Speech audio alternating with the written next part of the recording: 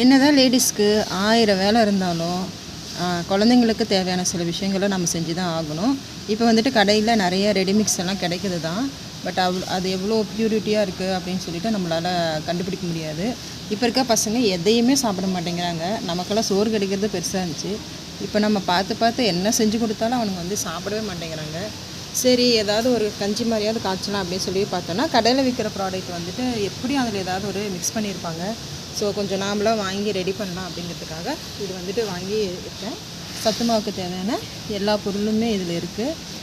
இதில் சில பொருட்கள் வந்துட்டு அளவு கம்மியாக போகணும். மொத்ததெல்லாம் ஒரு பங்குன்னா அது ஒரு சில பொருள் மட்டும் ஒரு 10% போட்டால் போதும். அந்த மாதிரி சாம்பிளுக்கு கொஞ்சம் அரைச்சி டேஸ்ட் எப்படி இருக்குது அப்படின்னு சொல்லிட்டு பார்க்கலாங்கிறதுக்காக நான் ரெடி பண்ணிகிட்ருக்கோம்.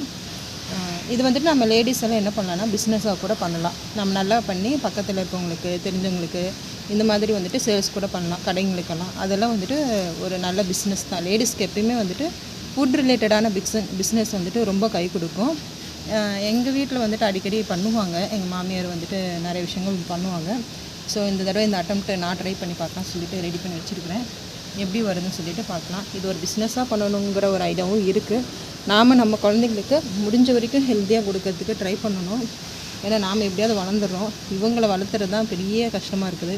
அவங்க முடிஞ்ச வரைக்கும் நல்லா ஹெல்த்தியாக கொடுக்கணுன்னா இந்த மாதிரியான நாமளே வீட்டில் ப்ரிப்பேர் பண்ணுற சத்து மாவு வந்துட்டு ரொம்ப ஹெல்ப்ஃபுல்லாக இருக்கும்.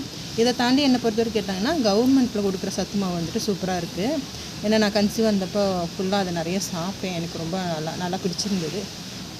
200-300 போட்டு வாங்குறதுலேயும் அவங்க அதே தான் வச்சுருப்பாங்க. ஸோ கவர்மெண்ட் கொடுக்குறது ரொம்பவே பெஸ்ட்டாகவே இருக்குது.